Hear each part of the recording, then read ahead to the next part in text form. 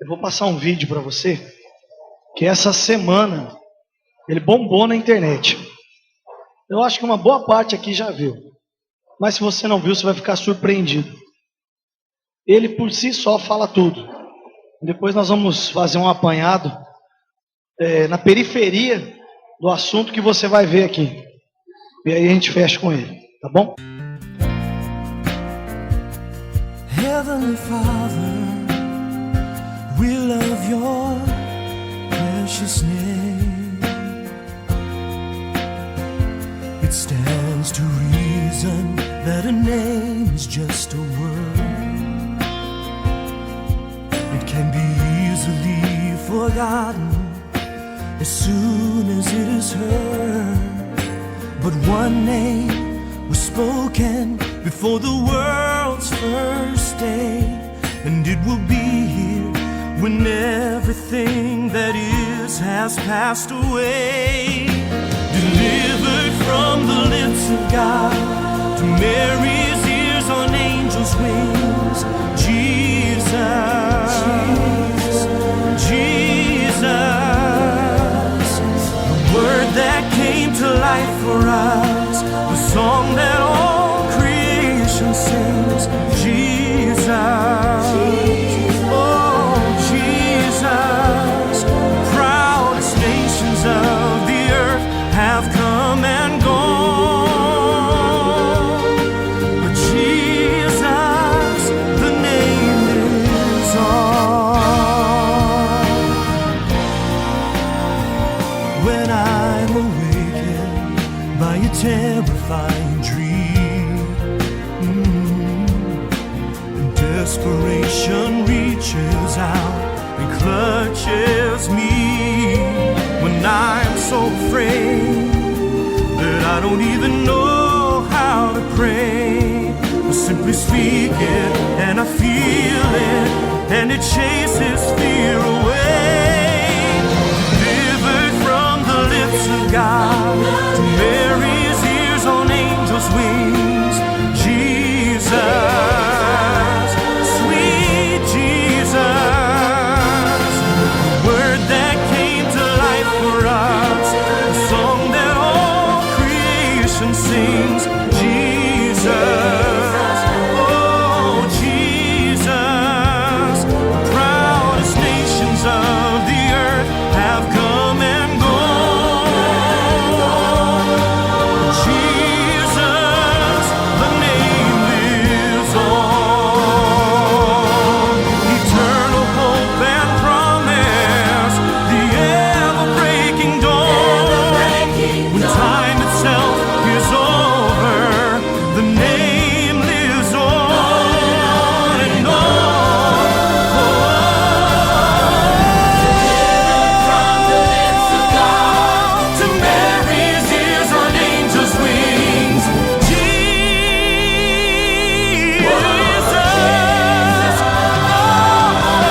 word that came to life for us, the song that all creation sings, Jesus, sweet Jesus. The proudest nations of the earth have come and gone, but Jesus, the name lives on. The proudest nations of the earth have come and gone, but Jesus, the name lives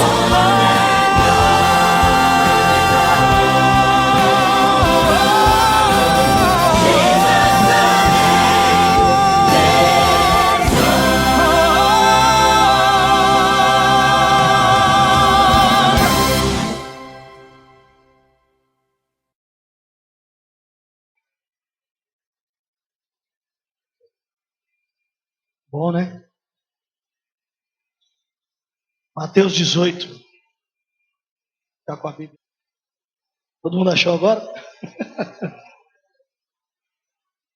21. Então Pedro, aproximando-se, lhe perguntou: Senhor, até quantas vezes pecará meu irmão contra mim e eu lhe perdoarei?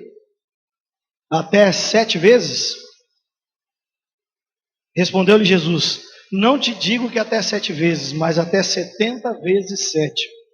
Por isso o reino dos céus é semelhante a um rei que resolveu ajustar suas contas com os seus servos. E passando a fazê-lo, trouxe-lhe um que devia 10.000 talentos. Não tendo ele, porém, com que pagar, ordenou o Senhor que fosse vendido ele, a mulher, os filhos e tudo quanto possuía, e a dívida fosse paga então. Então o servo, prostrando-se reverente, rogou: seja generoso comigo, e tudo te pagarei. O senhor daquele servo, compadecendo-se, mandou-o embora e perdoou-lhe a dívida. Saído, porém, aquele servo, encontrou um dos seus conservos que lhe devia 100 denários, e agarrando-o, sufocava, dizendo: paga-me o que deves. Então o conservo, caindo-lhe aos seus pés, lhe implorava: seja generoso comigo, e te pagarei. Ele, entretanto, não quis. Antes, indo-se, o lançou na prisão até que saldasse a dívida. Vendo os seus companheiros o que se havia passado, entristeceram-se muito e foram relatar ao seu senhor tudo o que acontecera. Então o seu senhor, chamando-lhe, disse: servo malvado, perdoei-te aquela dívida porque me suplicaste. Não devias tu igualmente compadecer-te do teu conservo, como também eu me compadeci de ti? Indignando-se, o seu senhor o entregou aos verdugos, até que lhe pagasse toda a dívida. Assim também meu Pai Celeste vos fará, se do íntimo não perdoardes cada um o seu irmão. Eu estava conversando com a pastora antes de vir para cá, e falei: olha, não é uma coisa que eu queria falar, mas eu sou só um carteiro. Eu vim trazer um recado para vocês. Nós estamos falando sobre graça já há alguns anos. E nós vamos falar muito tempo sobre isso. Tem bastante gente aqui que nunca ouviu falar sobre graça. A graça é algo que a gente recebe sem merecer. Ninguém merece. É por isso que quando já fiz muito essa pergunta aí fora, você tem certeza que você vai para o céu? As pessoas, uma boa parte delas me responderam assim: ninguém pode ter certeza de que vai para o céu. Mas o caminho da graça nos leva para ele. Nós podemos ter convicção. Semana passada, nós ouvimos sobre a questão das convicções baseadas nas atitudes. Nós recebemos a graça, mas não há mudança em nós. E hoje é mais uma forma de nós entendermos isso. A primeira coisa que você precisa entender, guarde isso sobre esse texto. Está no verso 23 e 24. O reino dos céus é semelhante. Jesus faz uma comparação. Ele faz uma ilustração para nós entendermos como é que é o céu. E o reino lá. Que tem um rei. Ele falou: o reino dos céus é semelhante. Deixa eu ver. Deixa eu pensar numa coisa. Já sei. O reino dos céus é semelhante. Aí ele começa. A um rei que resolveu acertar as contas, ajustar as contas com os seus servos. E passando a fazê-lo, levaram até ele um que lhe devia 10.000 talentos. Só por título de conhecimento, cada talento tem o valor de 12 quilos e 600 gramas de prata. Ele devia 10.000 talentos. Então, uma coisa que eu quero que você guarde aí, quem está anotando, anote isso. Chegará o dia em que cada um de nós vamos acertar as contas com Deus. A primeira coisa que você precisa entender sobre a graça, sobre o reino dos céus, sobre salvação, sobre ir para o céu, é que nenhum de nós, ser humano algum na terra, vai deixar de acertar as contas com o Criador. Essa é a primeira coisa que você precisa entender. É sua vontade, não pode ser mudado. E Jesus não mudou esse princípio, e a graça não confronta a justiça de Deus. A graça cumpre. Então guarde isso. A primeira coisa que nós temos que mentalizar, tem que frisar na sua cabeça: eu e você vamos acertar as contas com Deus. Crendo ou não, ateus ou não, religiosos ou não, todos irão acertar as contas com Ele. Segunda coisa, já que o reino dos céus é semelhante a essa situação, a esse modelo de comparação, eu e você não temos recursos suficientes para saldar a minha dívida, a sua dívida com Deus. Você está entendendo? Eu e você não temos, jamais teremos recursos suficientes para saldar as nossas contas com Deus. Terceira coisa, eu e você necessitamos da generosidade de Deus. E todo ser humano sabe que Deus é generoso. Mesmo que a gente tenha aprendido sobre raios e trovões, o Deus do castigo, sabemos que Ele é generoso pela prova que Ele deu em seu Filho Jesus. Quarto, não somos ignorantes quanto à graça de Deus. Todo ser humano sabe sobre ela, percebe sobre ela. E se você questionar, mas e o índio que está lá na mata? Romanos 1 explica isso. Que a criação e as coisas que foram criadas, tudo que foi criado por Deus, é capaz de mostrar que Deus existe, tornando o homem indesculpável diante dele. Então todos nós, se pararmos para raciocinar, se focarmos sobre um Criador, nós vamos entender que existe graça. São 4 pontos sobre essa questão, sobre esse modelo. Agora, sabe o que acontece? Eu quero que você comece a pensar sobre uma pergunta. A graça realmente aconteceu em você?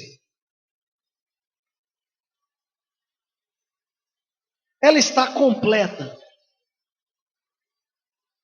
A graça está completa em nós? Faz 3 anos que a gente pinta a graça bonitinha. Que lindo, que romântico, que chique. É só receber. Mas ela está completa. Existe um jogador chamado Gerson. Eu era pequeno e eu lembrava dessa propaganda, a época em que o cigarro, a propaganda era livre. Tem mais gente aqui que lembra dessa propaganda. O André está aí, lembra. O Serginho lembra. Ela já está até rindo, né? Né, irmã? Vila Rica, né? Na época que o cigarro e esportes não eram opostos entre si. Então eles pegavam os praticantes de esporte para vender, para fazer propaganda de cigarro. E o Gerson, que foi um grande jogador, com aquele jeitinho carioca dele, ele fica com o cigarrinho na mão, porque a gente tem que levar vantagem em tudo, certo? E isso, depois de um tempo, ficou tanto na nossa cabeça, eu era criança, eu lembro disso, que se tornou a lei de Gerson. Quando alguém falar assim, é a lei de Gerson. A lei de Gerson diz que a gente tem que levar vantagem em tudo. Tá certo? Errado.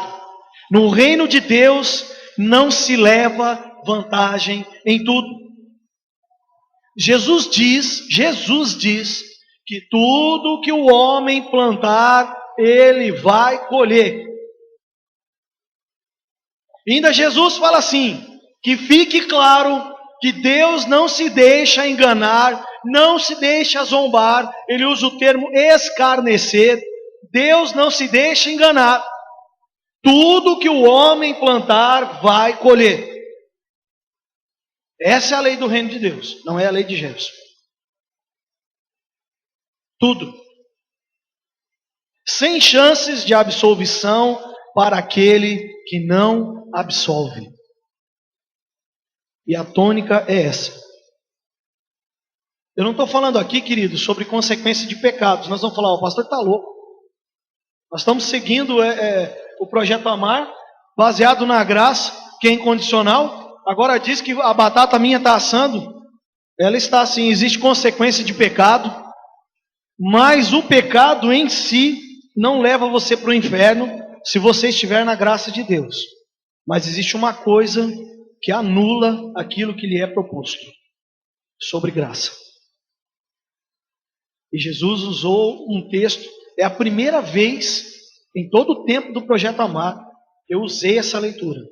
Eu nunca usei essa leitura aqui em Fernandópolis. Aliás, no meu tempo cristão, eu nunca preguei esse assunto. E hoje chegou a hora. O servo perdoado não atribuiu a sua dívida paga à generosidade do rei, mas à sua esperteza. Ele saiu de lá achando que havia levado vantagem. E ele ainda pensou assim, que com a sua dívida paga, ele ia fazer lucro em cima de quem devia para ele. Ele não saiu de lá declarando assim: nossa, como meu rei é generoso. Ele saiu de lá com a seguinte declaração interior: como eu sou esperto. Eu devia o que não podia pagar. Eu fiz um chororô diante do rei. E ele ficou com pena de mim, da minha mulher, dos meus filhos. E perdoou tudo. Como eu sou esperto. Eu já ouvi pessoas declararem assim: mas essa forma de graça é boa.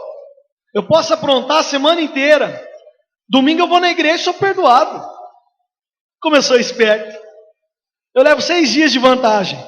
Aí eu venho para a igreja, peço perdão, estou limpinho. Aí eu corro para lá me lambuzar de novo. Essa é a lei de Gerson. Vou fazer uma pergunta para você, pensa aí. Você reconhece que Deus foi extremamente generoso com você? Ou ainda acha que é esperto?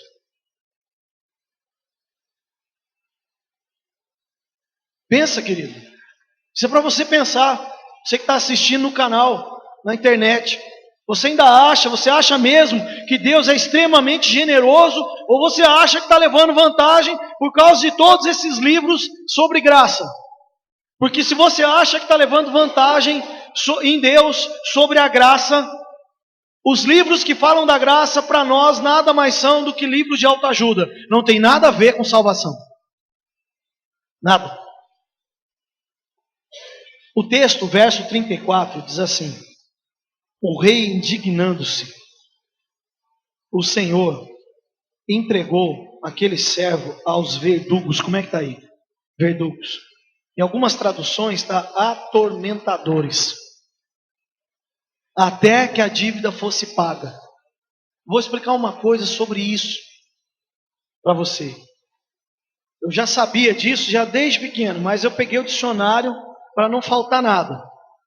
Verdugo ou atormentador significa indivíduo responsável pela execução da pena de morte ou de outros castigos corporais. Ele é carrasco, ele é considerado algoz. Segunda coisa, um verdugo é um indivíduo cruel que inflige maus tratos a alguém. Terceira coisa, o verdugo é um provocador de sofrimento físico intenso por crueldade e tortura. Preste atenção, os adolescentes aí no fundo também. 4. Um verdugo não é um vendedor de verdura. Agora vocês estão atentos, né? Um verdugo é um provocador de sentimento persistente, de dor física, moral, pena, aflição, angústia. E a sexta, provocador de revés da fortuna, de desdito, de desgraça.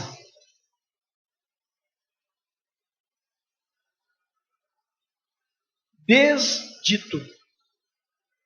Desfazer um dito. Desdito. E a última, desgraça. Tirar a graça. Um verdugo extrai a graça. Então pense nisso. a nossa dívida com Deus sempre será milhões de vezes maior do que a dívida do nosso irmão para conosco.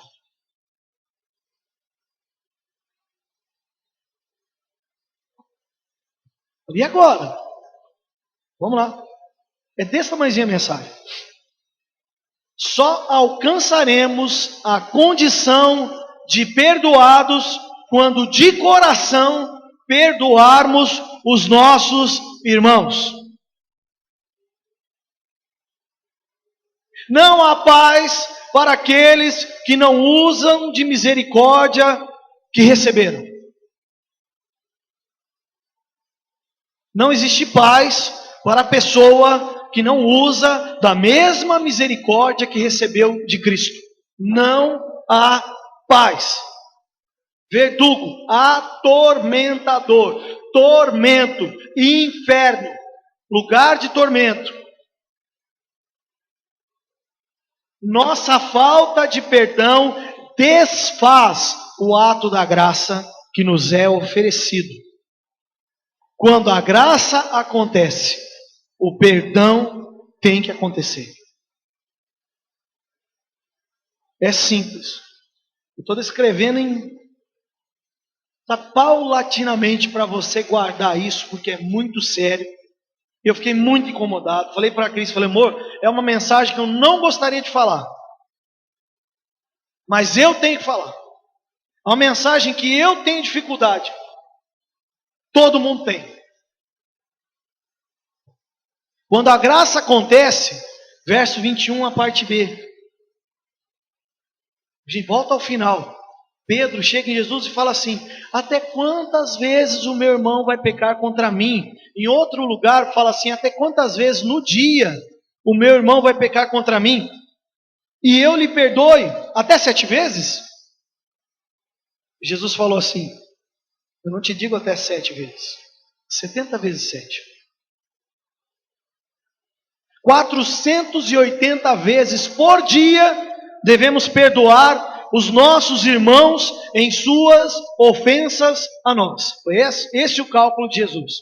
Uma coisa praticamente impossível de alguém fazer conosco é pecar contra nós, nos ofender, nos agredir de qualquer forma, 480 vezes em um único dia.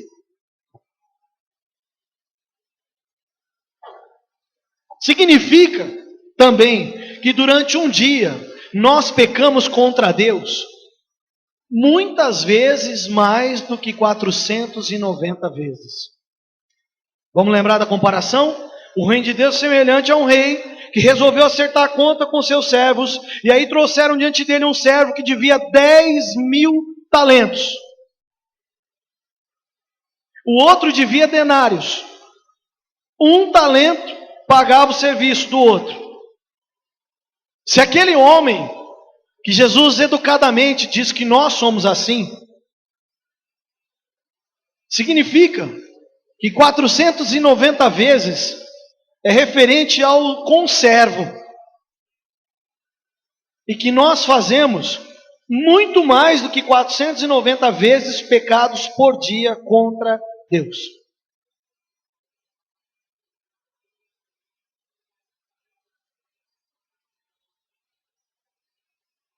Diante do acerto de contas, nós somos perdoados. Agora vem a pergunta: como é que está a nossa relação com o nosso irmão? Ou os nossos irmãos? Perdoados? Último texto, último versículo. É assim que vai acontecer com vocês, se do íntimo não houver perdão. Não adianta dizer, ó irmão, está perdoado. Não adianta dizer, pastor, já perdoei. Se do íntimo você não remoer isso. Se do íntimo você não ficar lembrando. Se do íntimo você não desejar a desgraça do outro. Se do íntimo isso não houver em você, Deus vai usar da mesma justiça. A mesma. Nós perdoamos, querido, do íntimo. O nosso acerto de hoje é com a graça com os nossos irmãos. Quantas pessoas, vai pensando aí, nós temos que perdoar para sermos perdoados?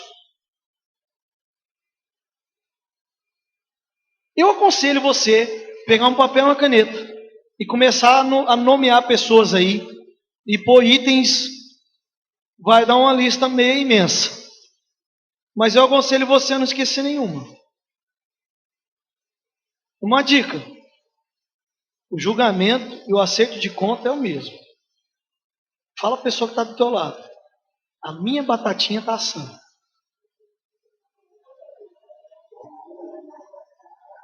Querido, um raciocínio teológico. Quando nós falamos sobre batismo, que nós damos a aula de batismo, nós ensinamos sobre o pecado, o funcionamento dele. Romanos diz que o salário do pecado é a morte. O pagamento para ser absolvido do pecado é morrendo. Querido, para você ser absolvido do teu pecado, você tem que morrer. É uma das formas de pagar. Guarda isso. Sabe de que tamanho é a nossa dívida? Diante disso, sabe qual é a matemática que se faz quando Jesus jogou esses números todos? Para você pagar, para nós pagarmos nossa dívida contra Deus, só na eternidade do sofrimento. O pagamento, o teu pagamento tem que ser eterno. É uma condenação eterna. A minha dívida, a tua dívida é do tamanho da eternidade. Consegue mensurar isso? Você prefere ser perdoado ou pagar a conta? O que você prefere, querido? Ser perdoado ou pagar a conta? O salário do pecado é a morte. A morte, no raciocínio de Romanos, é separado de Deus, condenado ao inferno. Não tem meio termo, não tem meio do caminho, não tem uma passagem, é para lá, para o lado de baixo. Separado de Deus para sempre. O pagamento pelo pecado da humanidade é o inferno. Aí Jesus veio e nos oferece a graça. Nos oferece o perdão. Você prefere pagar a dívida ou ser perdoado, querido? Responda isso para mim, quero ouvir a tua voz. Então você tem que perdoar. Se você não perdoar, o verdugo, o atormentador, o que leva a condenação para a morte, vai vir acertar as contas com você. Não tem. Querido, eu queria achar uma saída, eu procurei uma brechinha na lei, não tem como advogar isso. Só tem um jeito, um único caminho. Lembra do caminho da graça? Estreitinho, difícil de achar, escondidinho. São poucas as pessoas que conseguem encontrar, Jesus diz, porque a primeira porta que ele vai ter que abrir é a porta do perdão. Não existe igreja dividida. Não existe ministérios, rixa entre ministérios. Não existe separação. Não tem como você morar no céu do lado do teu irmão que você não perdoa. Alguém não sobe. Não tem vizinho chato no céu. Não tem irmão mala no céu. Ou nós perdoamos, ou a tua batatinha continua assando. E o cara vai te chamar para acertar contas. Deus vai te chamar para um bate-papo. O dia do acerto de contas não tem mais chance. Ah, mas eu quero perdoar. Acabou. Você foi avisado, você estava lá. Dia hoje, 3/3/2013. Foi alertado. Essa é uma mensagem para crentes? Você acha mesmo que isso é uma mensagem para crente? Você que está vendo no YouTube, você acha que isso é uma mensagem para crentes? Se você não você não perdoar, não é perdoado. Já falei isso no acampamento, a oração do Pai Nosso. E perdoai as nossas dívidas, assim como. O último versículo desse texto. Assim como é o que Deus vai fazer se não perdoarmos os nossos irmãos. Não tem meio do caminho. Nós desejamos muito aquele vídeo que nós vimos, né? Jesus andando com a gente o tempo inteiro, nos acolhendo, nos socorrendo, participando da nossa felicidade. Desejamos muito que Jesus ande conosco por todos os lugares, que Ele se envolva em tudo que a gente faz, em todos os lugares por onde a gente anda.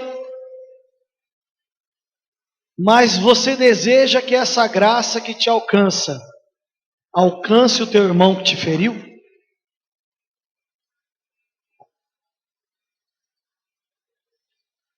Você já fez a lista?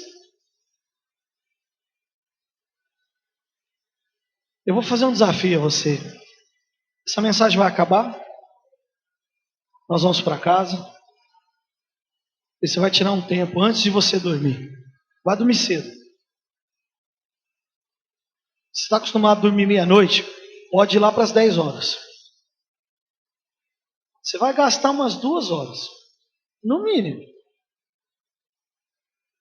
E você vai começar com uma seguinte oração: Deus, me mostra as pessoas que eu não perdoei e os motivos.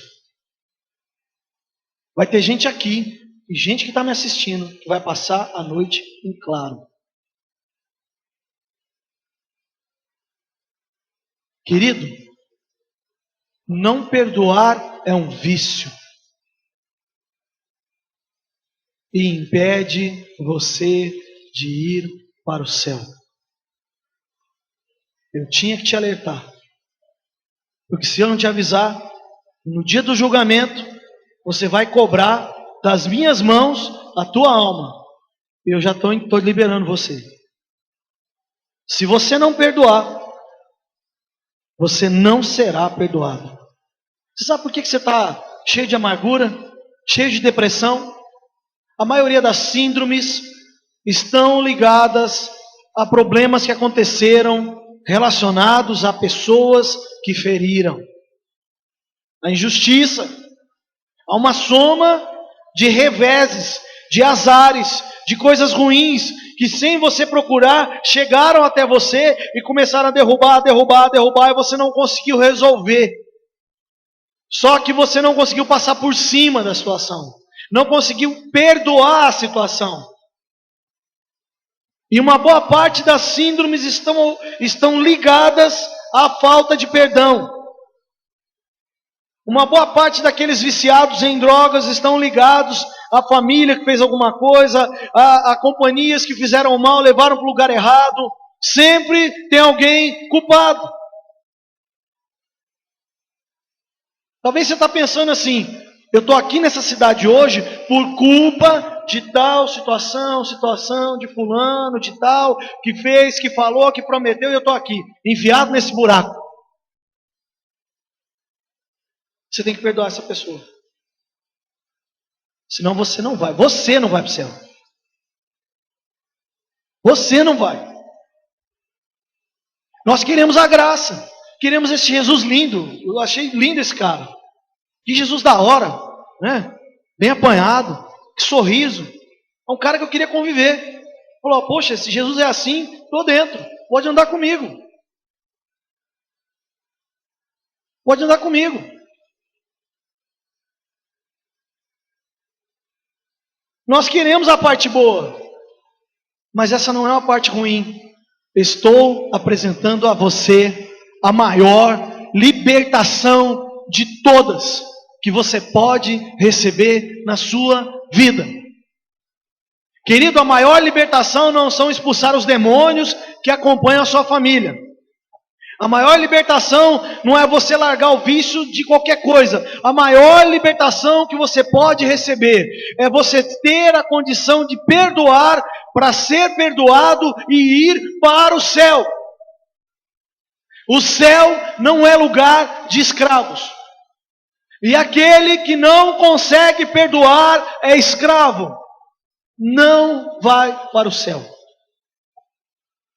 Semana passada eu trouxe um assunto e falei, olha, Deus falando comigo, falou assim, olha, infelizmente são poucos os que vão para o céu.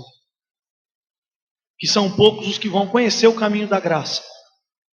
E infelizmente eu vi pessoas lá do meu convívio, pessoas que eu já cruzei na vida, pessoas que eu já apresentei a graça e pessoas daqui desse meio. E hoje eu entendi uma segunda parte. Que se eu e você, querido, não perdoarmos, a gente vai rodar. Não tem como dar a volta, não tem como achar brechinha, usar textos da graça, porque o princípio ativo da graça é o perdão. E o perdão só entra em você se você estender o mesmo perdão. A lei de Gerson não funciona. Fui perdoado, mas eu não perdoo de jeito nenhum. Eu já ouvi pessoas falarem isso. Olha, pastor, pede para me perdoar qualquer um, mas o fulano jamais. Aquele fulano é o que vai levar aquela pessoa para o inferno se ela não liberar. Não é brincadeira. Tem gente aqui que precisa perdoar seu pai. Pessoas aqui foram violentadas sexualmente e precisam liberar o violentador. Mas eu quero que ele seja castigado. Entrega para Deus. Existe um texto que fala sobre vingança. Deus fala assim, minha é a vingança, diz o Senhor. Eu vou pagar. Mas eu quero ver. Não, não queira não. É a mesma medida. Você deve muito mais a Deus do que aquela pessoa deve a você. Muito mais. Multiplicadas vezes você deve a Deus, eu devo a Deus, mais do que qualquer pessoa que tenha me afligido, me ofendido ou me transformado no homem que eu sou hoje. Vamos entender que na formação de um ser humano, de um caráter adulto, existem formações e deformações. Existem situações que constroem o nosso caráter, mas existe quase proporcionalmente coisas que vieram para destruir o nosso caráter.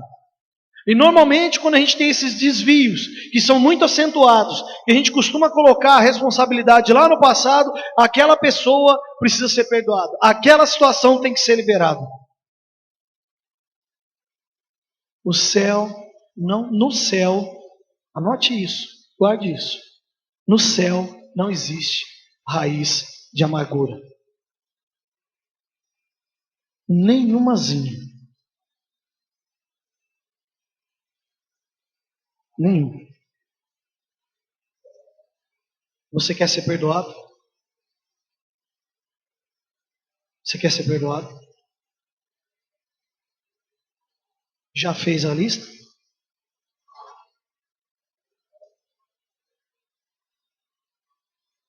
Os mais novos têm uma vantagem.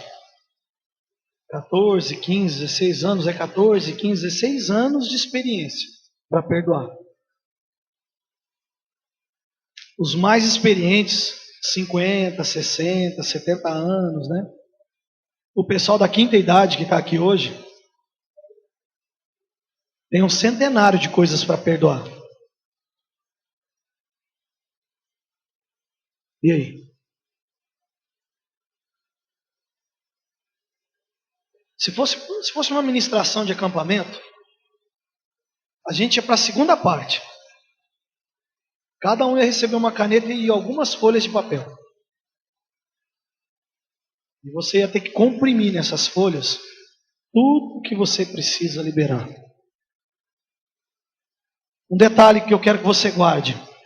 Uma mensagem como essa, que eu terminei de entregar aqui, ela faz efeito durante 48 horas. Isso é um dado, hein? Comprovado. Se você não colocar em prática dentro das próximas 48 horas, perdeu efeito. Você tem 48 horas para fazer essa lista e apresentá-la diante de Deus. Eu garanto a você que você vai ter momentos de ódio, momentos de dor, momentos de choro, mas você vai sair limpo. Existem pessoas aqui, e pessoas que estão me assistindo, que não conseguem se libertar de vícios antigos, porque não perdoaram pessoas. E atribuem os vícios a terceiros. Eles precisam ser liberados. Não se esqueça que não só afligimos a Deus enquanto vivemos, mas nós fizemos muitas maldades contra pessoas. Eu e você já praticamos maldades horríveis contra pessoas. Mas eu sou novo, pois bem, crianças já praticam bullying. Crianças já zombam de pessoas de outras cores e de outras raças. Crianças zombam daqueles que são mais lentos, daqueles que são repreendidos. A criança de colo, que ainda é amamentada, tamanha natureza que ela tem, quando ela quer, ela fere a mãe mordendo o bico do seio enquanto mama. E ela olha com prazer naquilo que faz. Nós praticamos o mal contra pessoas. Você já desonrou seus pais.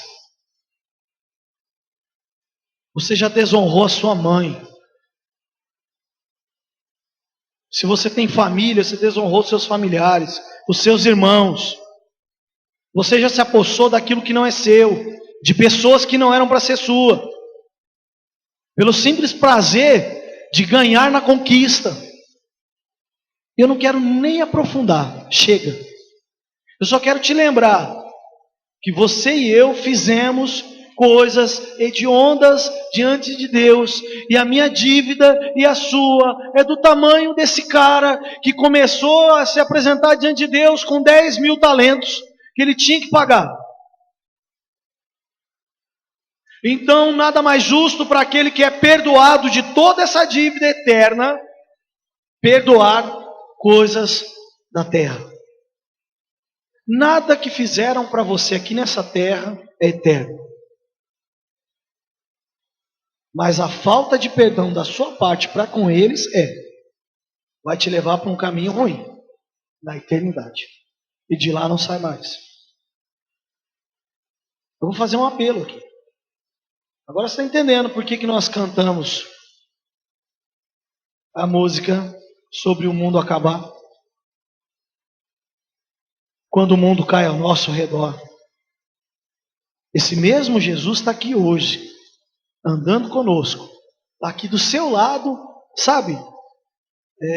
Esse aí também, te lembrando, olha, tua avó, o teu irmão da igreja fez isso, aquilo. Você tem que perdoar, senão não vai funcionar na tua vida. O verdugo vai tirar tudo que é seu, em vida e depois. Esposa, tem que perdoar seu marido. Marido, você perdoa sua esposa. Você perdoa os filhos. Perdoar os pais. Por mais que eles digam que estão certos, são seres humanos e erram. Você tem que perdoar aquele que te abandonou. Aquele que te trocou. Aquela que te cuspiu fora. Você tem que perdoar, de repente, Deus, porque você não sara da enfermidade. E atribui a Deus a falta de cura. Tem que perdoar, querido.